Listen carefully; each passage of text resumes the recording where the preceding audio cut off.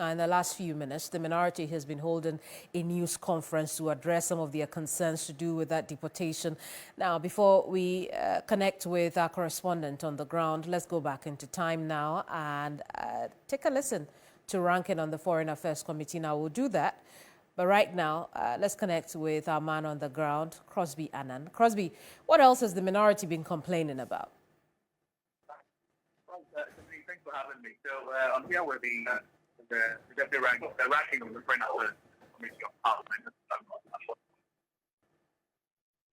Addressed the press conference that ended a while ago, and just like you rightly mentioned, two main issues. The second has to do with Ghana's communication or Ghana's position about the happenings in Gaza, and the minority, they are concerned about the emphatic nature, the direct nature of Ghana's comments, and they think that it defeats Ghana's position, long-held position of being a non-aligned state. The first conversation had to do with the recent happenings between the U.S. and Ghana. I'm talking about the deportation of some West African migrants. Mr. Jinapor is here with me. He would throw more light on the positions by the minority. You're live on TV. Thank you for speaking with us. It's an interesting conversation, the position the minority is holding right now. But let's start first off with what the minority is saying concerning the deported migrants. Well, with the issue of the deported migrant, I think our position is very clear and it's straightforward.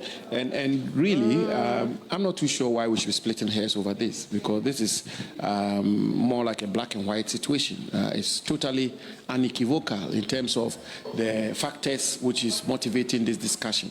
First, Article 75 is very clear. Article 75 of our national constitution is absolutely clear that any such agreement should be brought before Parliament, should be laid before Parliament for parliamentary ratification.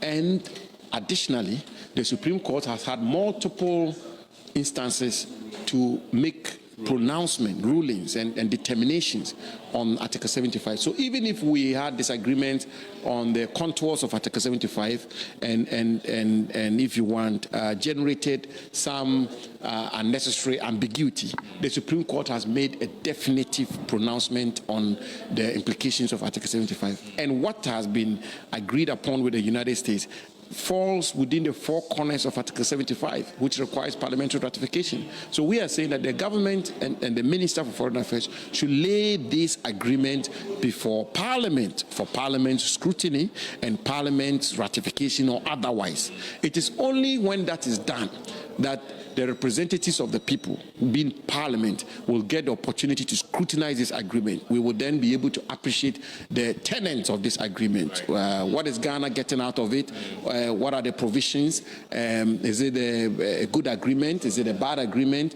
Can we send it back to the executive with comments for them to review it, and so on and so forth? So that is pretty straightforward. At the moment, that has not been done. It didn't come to Parliament, but the agreement is in force already. What more can the minority do about it? Well, all options are on the table.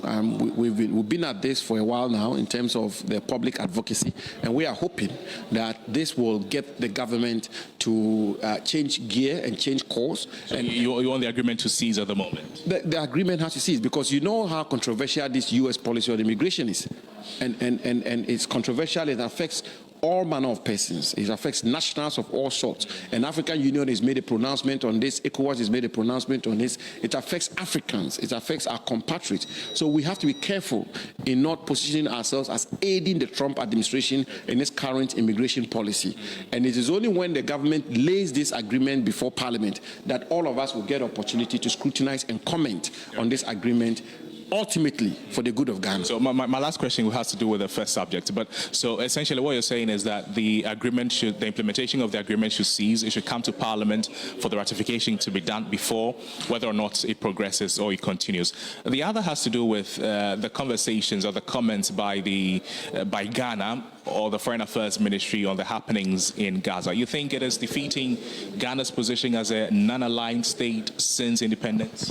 Well, you know, Ghana has had a very respected foreign policy tradition over the years, since President Nkrumah's time, since independence. To quote President Nkrumah when he said, we neither look left or right, we look forward. In other words, we don't align with the East or West. We are a non-aligned nation. And this has been the tradition Ghana has adhered to for all these years since 1957, you know. And therefore, when the foreign minister of our country, who is the chief international diplomat of Ghana, makes comments which are very extreme, which are very declaratory, one-sided, which are partial, okay. And I'm choosing my words very carefully.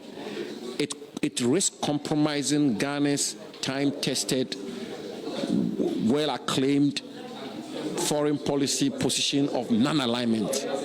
And it is because of our non-aligned nature, which is why Ghana has been a leading country, a leading and respected country when it comes to peace building and bridge building and diplomacy, which results in the making of peace and so on and so forth. So we think the minister should not take a position which suggests that Ghana is aligning with Palestine as against Israel. And neither should he take a position which suggests that we are aligned with Israel as against Palestine.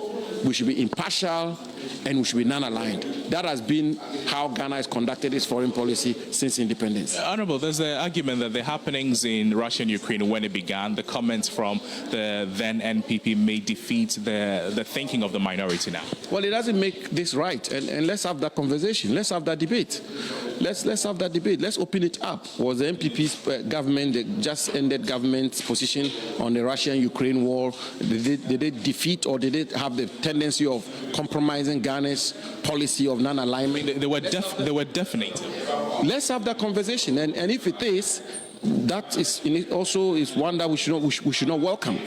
What is wrong yesterday is wrong today, and it should be wrong tomorrow. And I'm not making a pronouncement or a determination on that position of Russia, Ukraine war, and all of that. Whether I'm not even privy to what was said and the implications of that. But what is clear is that for the minister to say Israel is committing genocide in Palestine, in Gaza, clearly suggests that Ghana is taking sides in this conflict, and that has not been the position of Ghana over the years. Thank you so much. So, Samuel Jinapor speaking Thursday and summarizing the press conference that was organized by the minority here in Parliament. Back to you, Kemini.